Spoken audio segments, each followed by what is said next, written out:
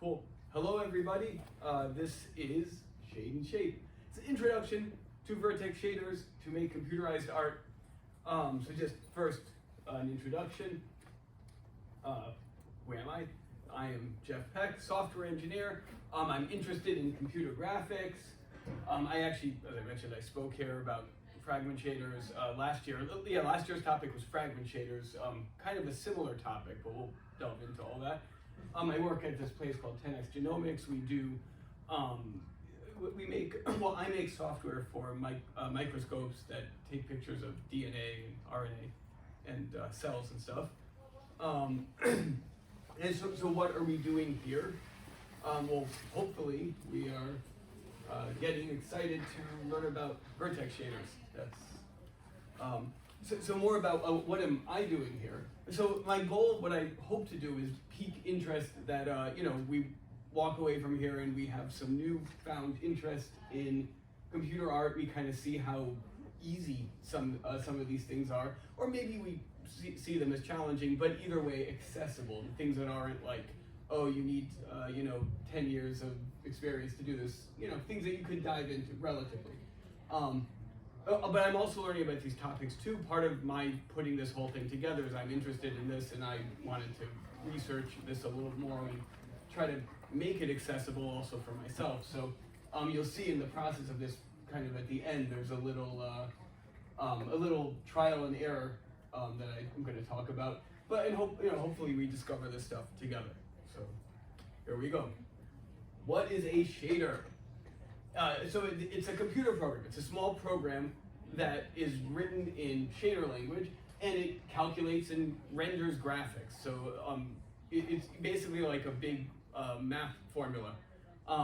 It's often used for like 3D scenes, like Breath of the Wild down here. But you can also use it for like making art, like that's a fractal. It's called a Mandelbrot set. You can also use it to make very realistic looking images. That's all painted with math by this guy, Nigo Quiles. There's lots of different things. You could make shiny balls and, spheres and things like that. It's all sorts of different types of computational artwork is done inside shaders.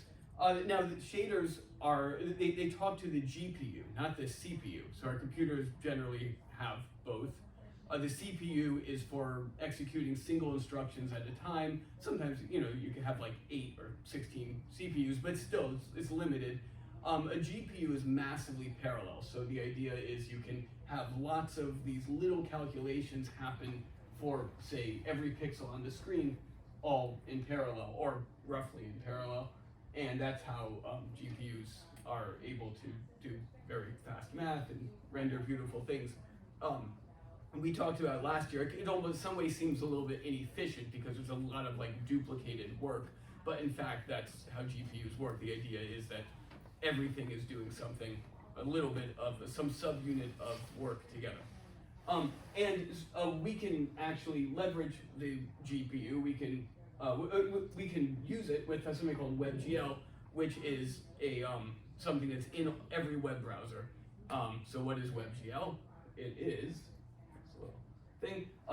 So it's a JavaScript API. Basically, you're writing JavaScript, and you're going to provide a list of points. Let's say like vertices, which are attributes. Some custom properties like uniforms. That might be the mouse position or the time, or really any input that just changes. But is kind of like a single number or set of numbers, but nothing huge, like a list of points. And then you're going to write a vertex shader, which we'll get into, a fragment shader. So these things are for calculating the points on the screen and the pixels.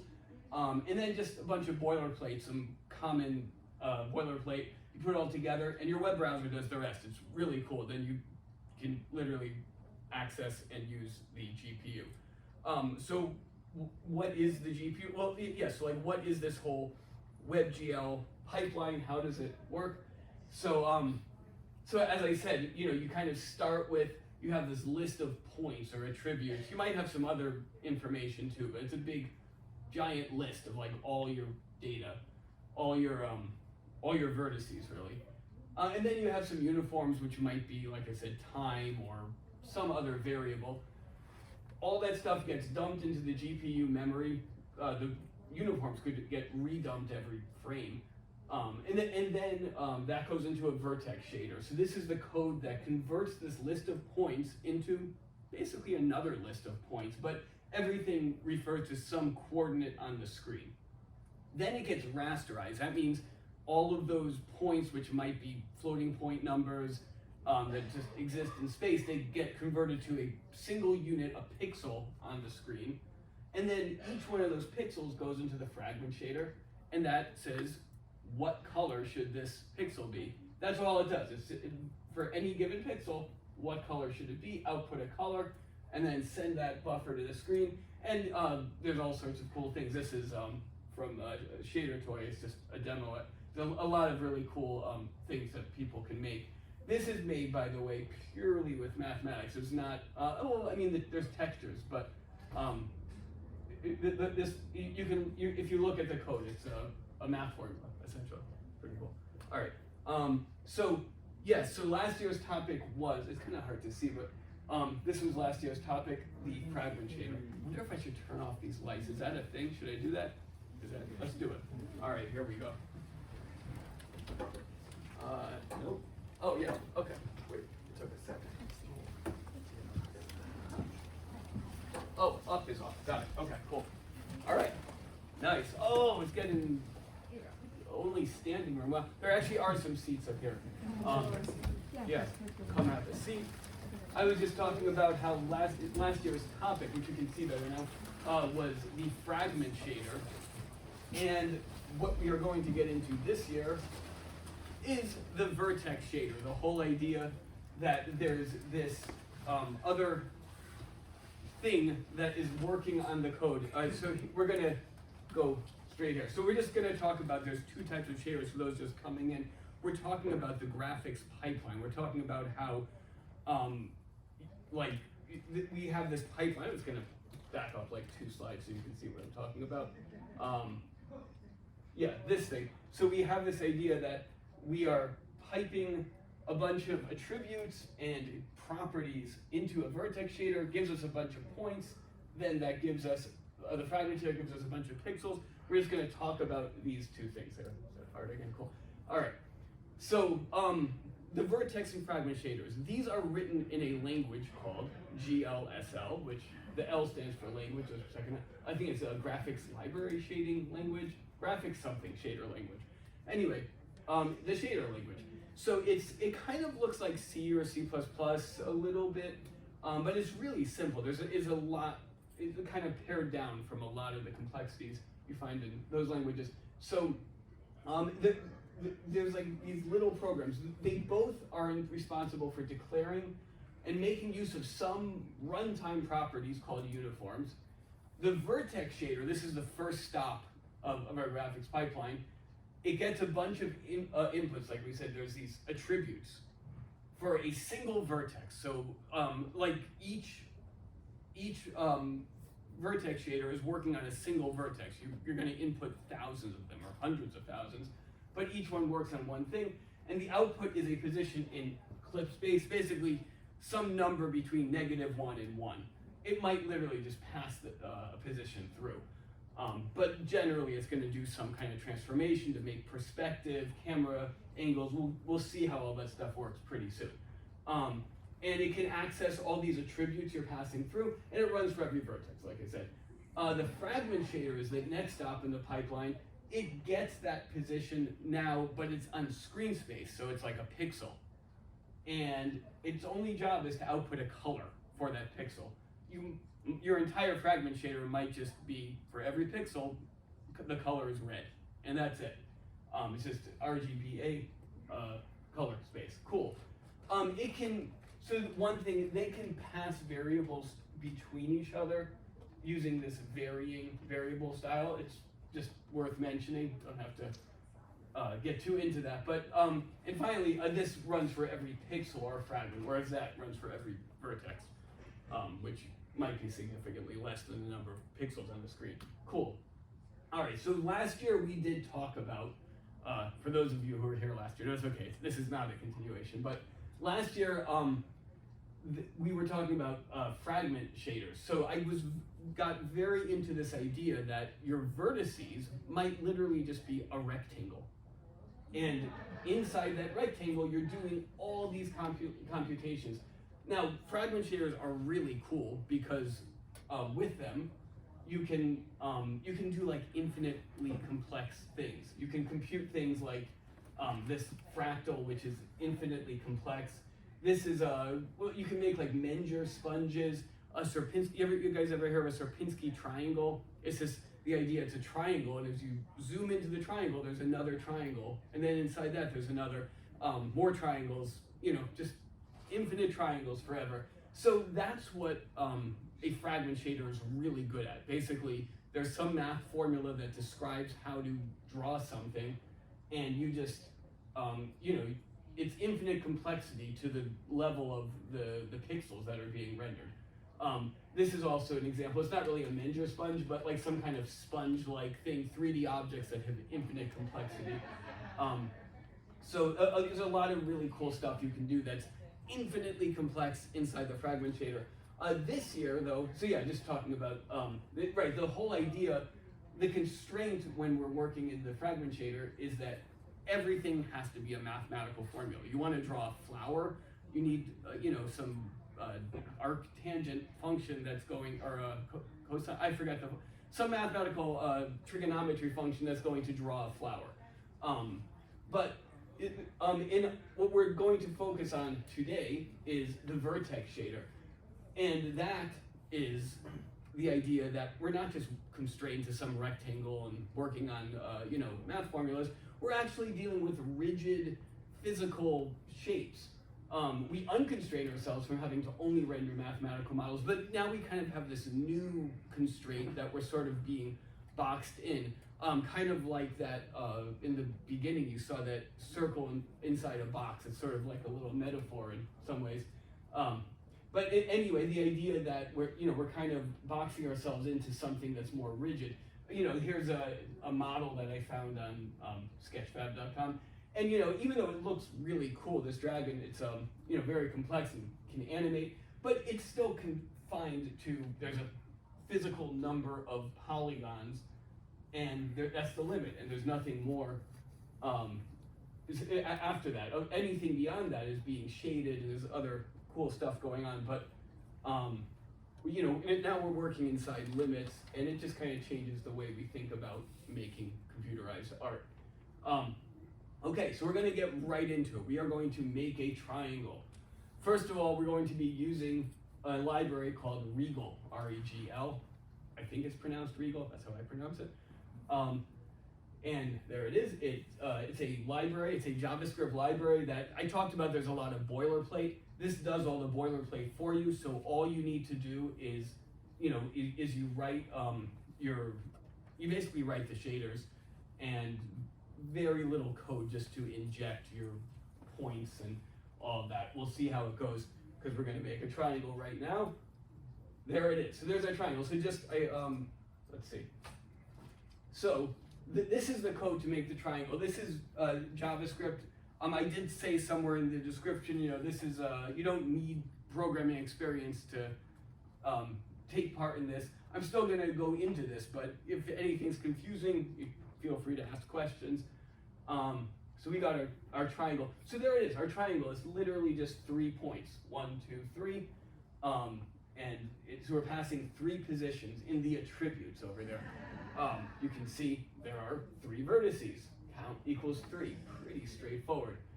And now we get to our shader code. So first there's the vertex shader. Probably could have done them in opposite order, but fine.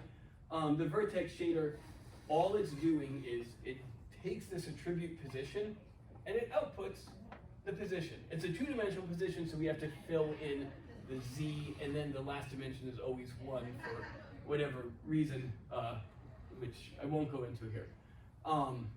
But that's it. So take a position, output the position, but as a 4-dimensional object, taking a 2-dimensional and just, you know, filling in the last 2 dimensions, which don't really apply to a two-dimensional triangle. Cool. And then our vertex shader, a fragment shader, it literally, all it does is it takes this uniform color and it outputs, there's the color. And what's the color? Defined right there. It's red.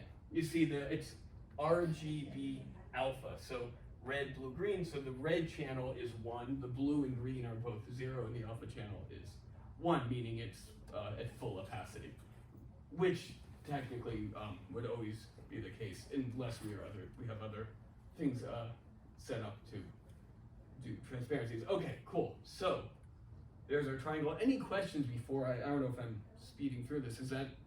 We're good so far? Cool. All right, just talking about the geometries here. We talked about clip space, this whole thing being between -1 and 1 and -1 and 1. So just kind of like, there they are, cool. Yeah, so you can, I filled that in, kind of made a little grid, and you see there's the 1, 1, that's that position. And all the positions of the triangle are right there. There's a number of vertices. Just, so that's pretty clear. That's all we're doing for our triangle. Now, we're going to take it a little bigger. What if we want to make many triangles, which is generally what we're doing if we're making some kind of shape. So this is an icosphere, which is short for icosahedron sphere or geodesic polyhedron. I had to Wikipedia for that. Basically it's a way of expressing a globe or a sphere. There's other ways to express this. You could imagine globe. Those who work in GIS would know that, or maybe you're familiar with like the UV sphere, more of like a latitude, longitudinal kind of thing. That's not this. This is purely triangles. And I wanted this one specifically because we're talking about triangles, and that's what it all comes down to anyway. So, but you will find usually if you're making like something more globe-like, you would use this other type of object. Anyway, we're just making a simple sphere. And so there is this shape, it's calculated, again, Wikipedia, it's kind of cool how it's calculated, but it's, the nice thing about this, if we want to render this, it seems like, oh, this is gonna be very hard, very complex. There is a library in JavaScript called primitive geometry. And again, you don't need to be so familiar with code, just know we're importing this icosphere from the primitive geometry library, and then we declare it, and that's it. Now we have our sphere. And that's like, this is what I'm gonna try to show you guys. Like, this isn't really, just delving into this stuff. You don't need to be a mathematician to know how to calculate this if you want to draw a sphere like this, because there's lots of cool libraries out there, and a lot of this stuff has already been done, and you just, need to know what to look for. Okay, so, but how do we render this icosphere? Well, we remember how to render the triangle. This is, we had our list of positions, 3, and there it is. So what we're gonna do here is we'll pass a list of positions and cells. So a little bit different. Obviously, so positions, we just have this list of positions. Cells, instead of passing a count of all the positions, you could imagine, let's say you have this sphere, you have a triangle, and then this line is being reused for this triangle, and then this one's being reused. So there's a lot of reuse. So instead of just passing a list of random triangles that are all connected to each other, we pass this other list of elements. So instead of just having a count, raw count, we have elements, and what these are just refer to index positions of the positions.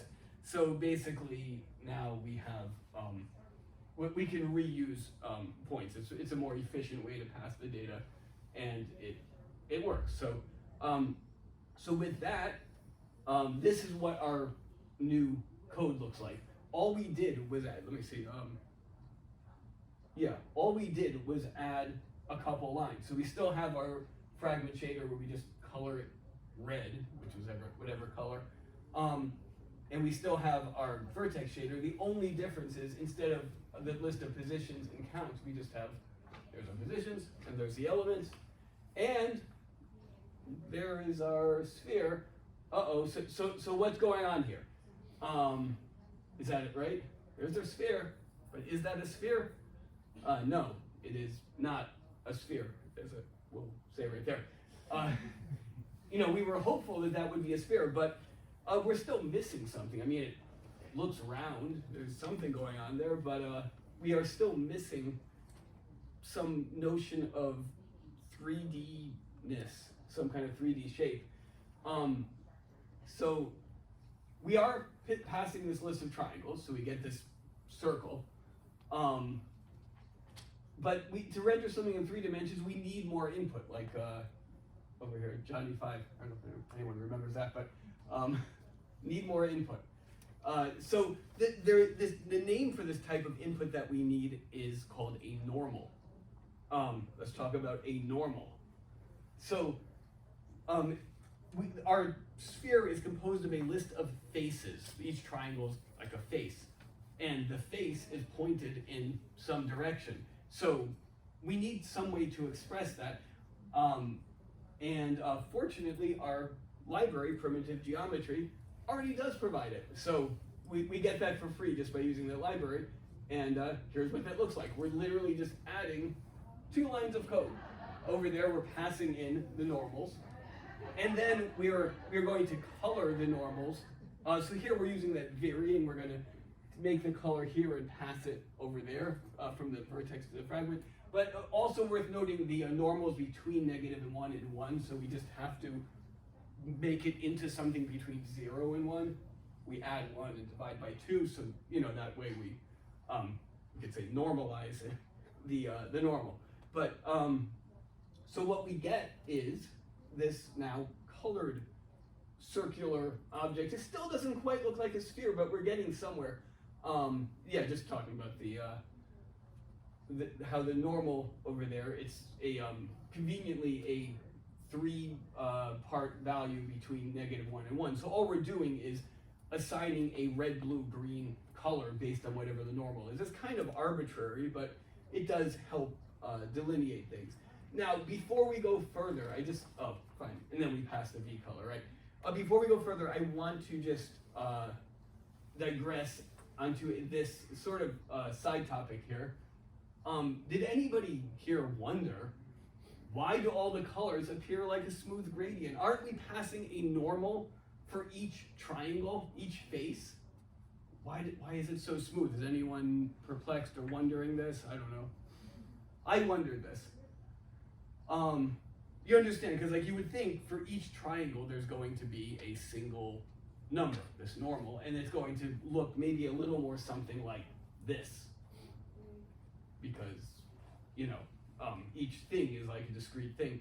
In fact, though, what happens, we talked about that graphics pipeline, what happens for every pixel value coming off of that vertex shader is it gets interpolated, meaning it gets smoothed out. So you have these very jagged colors, but then just without doing anything, WebGL is going to kind of find the average between everything, so you get these nice smooth colors like we have. Okay, and just talking about that while we're on that topic, the way I was able to even render that is using something called barycentric coordinates, and it's out of scope for this presentation, but there's a lot of cool stuff you can do once you start kind of capturing the edges of the vertices. Again, though, for another topic. Okay, back to our sphere here. So yes, we're rendering these normals, we're coloring based on the value given, and but we're still lacking a sense of depth. We don't have any perspective, we don't have any lighting, kind of doesn't look like a real sphere, it just looks like a colored circle in some ways. That's weird how it got all mangled. Maybe the font changed, I'm not really sure why, but that doesn't matter so much, that's the boring stuff anyway. But nonetheless, we need to pass a projection matrix and a view matrix. So this is where we're going to take advantage of the GPU. As I said, our computers have GPUs, they're incredibly powerful, and they can do matrix multiplication really, really fast. That's one of the great things about them. So what you can do is all we're gonna do is, we're not gonna go into how all this works, but you have something called a projection matrix that will define the camera view. So how are we going to make a projection matrix? We need to study math for 10 years and figure this out. No, there's actually a library called Regal Camera. And all you need to do is import it, initialize your camera with, this is just with a nice starting angle, kind of like looking on from the top down kind of at an angle. And then we update, so for every frame, we take the camera state and then we render our draw function. And it's like just a few more lines of code, and you can now control it with the mouse, and you can move things around. We need to pass 2 more uniforms to our draw function, and it's going to look like this. Literally, projection, that's a matrix, times view, another matrix, times our position. And that's it. And now, with that, our new position, we will now have perspective. Still not that interesting, right? Because it's a sphere, so it's circular. You don't really have a sense of depth. I added a bunch of other primitives in this. So here's a torus, for example. And there you can kind of see some perspective. Here's a cube, again. And just kind of showing, this is what these things look like without any camera perspective. They're just flat, you can see the normals rendered. But all you do is that multiply by that matrix at that angle, and you get perspective. And our GPUs are basically calculating the stuff 60 times a second or 120 times a second for every pixel on the screen. Or every vertex and then every pixel. So kind of imagine, it's pretty cool. All right, so now we do have this, but everything's still colored by the normal, by the face. So we can add light. We already added camera, light, camera. So to render light, so we already talked about we were multiplying by the position to get perspective. If we want light, we multiply by just wild guess, we had positions. The other thing we're using to show the direction of something is facing is the normal. That other variable that's in there. So again, I don't know why the things are a little off, but either way, that's the boring, how that works. Basically, we're taking a dot product now. Now it's not a matrix; it's 2 vectors, and we simply need to add another 2 lines of code. There it is. Take the dot product of the normal and the light direction, which is just literally 3 numbers that say which way is the light pointing. And look at that. Everything is, we have a sense of like a light shining down on these objects now. So we have perspective and lighting. We can see these things rotating. I don't know if I move it around. There it goes to like a completely dark side. And again, this is with really, you saw just a few more lines of code from the very basic thing we started with. And already we're doing some kind of cool, complex, interesting looking stuff. And this is the demo I made. I added some controls and stuff, but even that aside, this is all very relatively easy to get into stuff going on. Just with understanding what it's all about. There's a cylinder, cool. All right, I'm gonna move forward. So now we're going to make some noise with GLSLify. This is just another really cool thing that we think like what are we gonna do with these shapes? They're just kind of boring primitive shapes. We can. So we're going to use this library called GLSLify, which gives you access to all these pre-made, really interesting, complex, mathematically functions that you can inject right into your GLSL code with, again, 1 or 2 lines added. We are going to use one called noise, GLSL noise. Simplex 4D, that's one. So first we import our library. There it is. We add it. We import it, and this is how we use it. I'm going to go a little bit faster through these because I want to make sure we have time for everything. But ultimately, we are applying this noise function. We import it, and there it is. We multiply. We use the position. We pass some modifier, which is one of the uniforms that's coming from outside, but it's just a number. It's like a number between 0 and 1, and then we get our noisy position, and we output that instead of the regular position, and we can get cool stuff like we can make our shapes kind of dance and wiggle.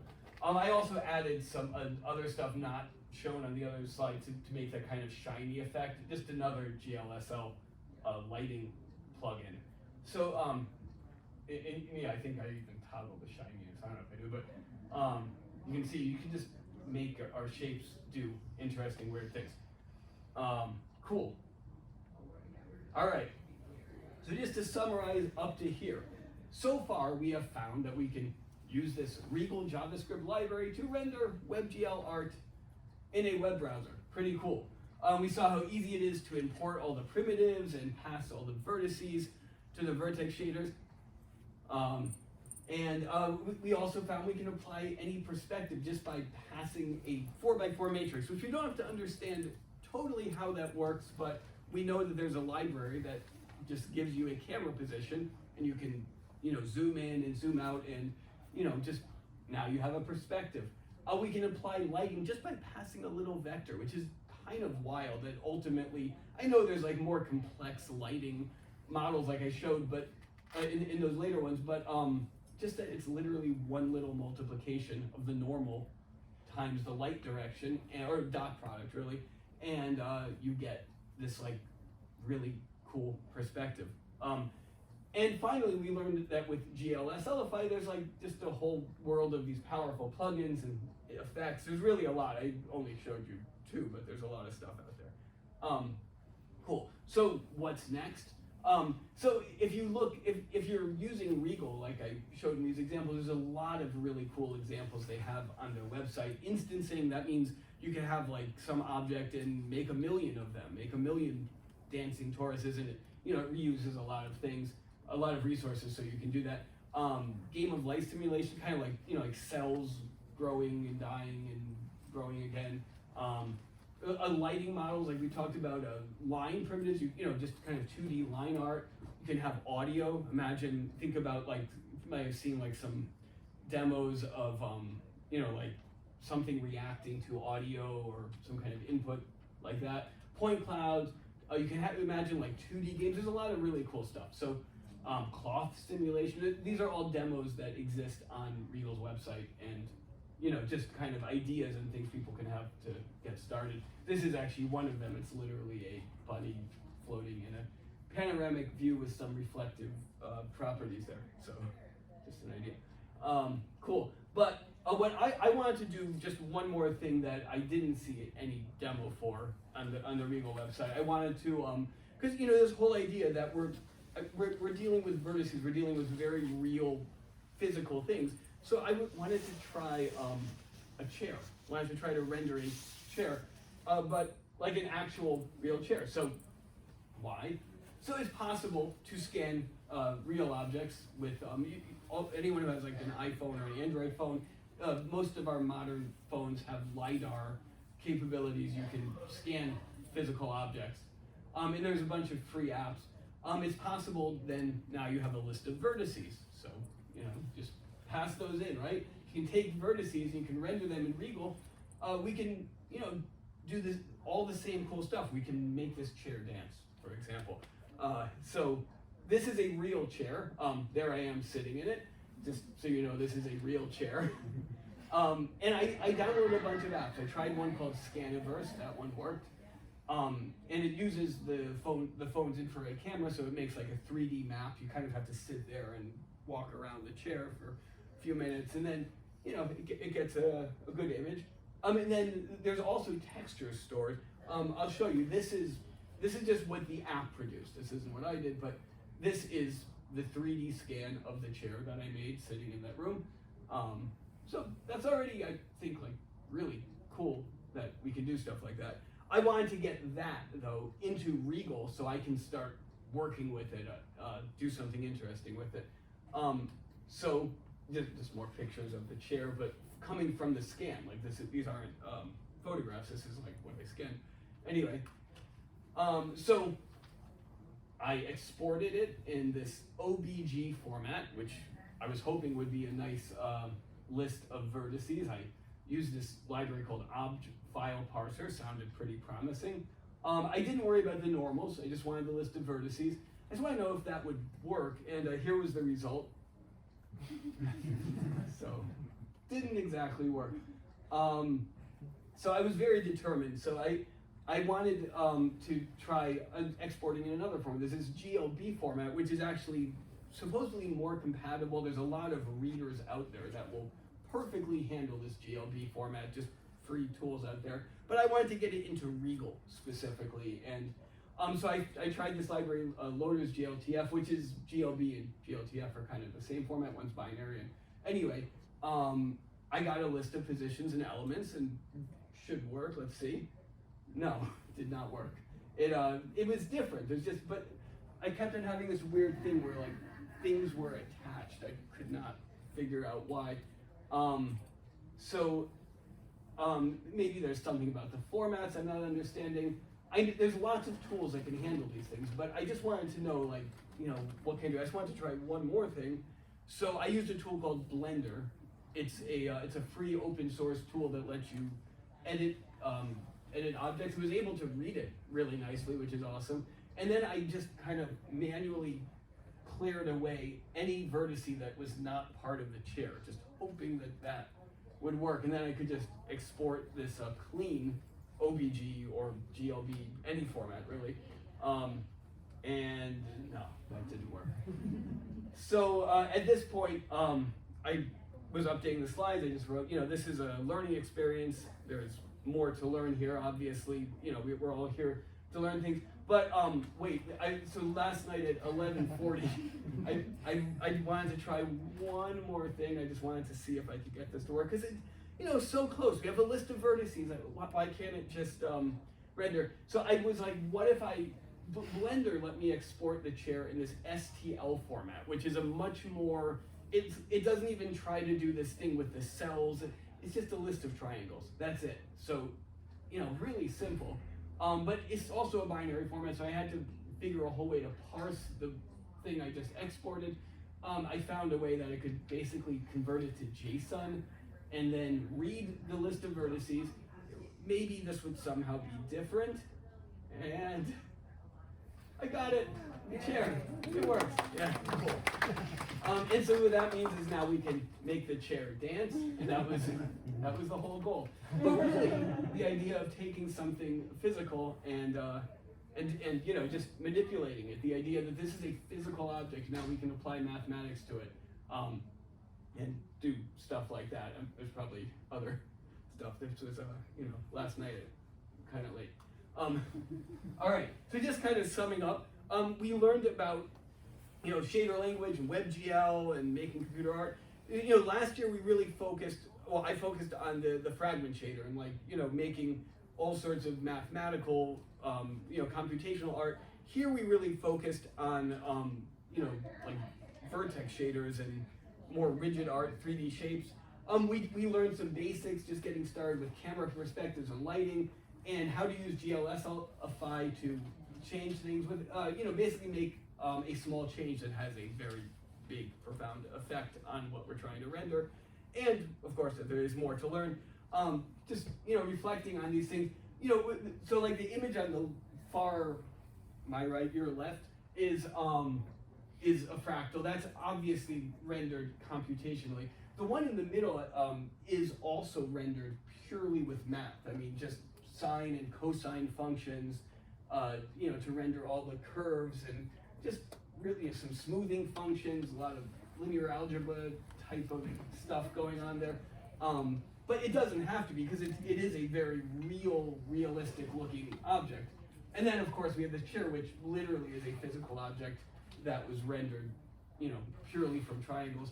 And but just kind of reflecting on this idea that, we have like the infinite and then the finite, and we're still applying the same kind of principles. When we have the infinite, we're confining things to pixels, and we have the finite, we're kind of expanding to make it wavy, or apply other math to that.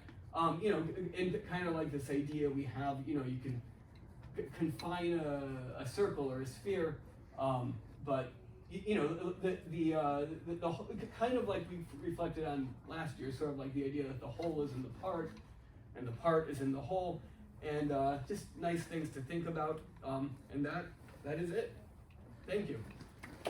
Cool.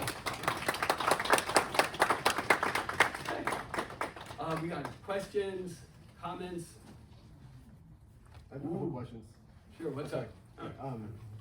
When you're writing the Regal code, you're writing code snippets within like template strings. What language are you writing there? Is that GLSL? Yes, that is GLSL inside the template strings. Cool. My only other question is, what's the advantage of using something like Regal over like 3JS? I thought about, if I use 3JS, a lot of the trying to get the chair would have been a lot easier because there's so many plugins for 3JS that do that. I don't know. I wanted to keep it simple. I've used Regal before, and it's like, I guess 3JS is also, I think 3JS kind of like does a lot of stuff like mysteriously that you don't know, like how did this get here or something. I don't know. I don't have a, Regal.js has been, I have more experience with. That's a good reason if it's more transparent. I feel like Regal's better for like teaching these kind of things, just seeing what's going on. Cool. Hey.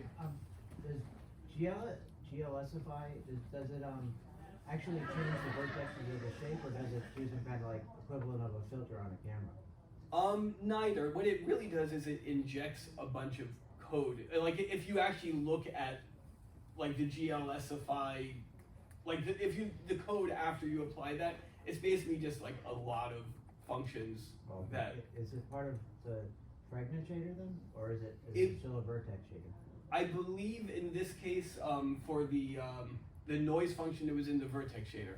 So it just basically gives you a noise function, and then you can go ahead and use that noise function to multiply by your position. And I was also passing like a value called, I think, time, or like some modifier, I think based on the second on the clock, or milliseconds, to kind of seed that noise function.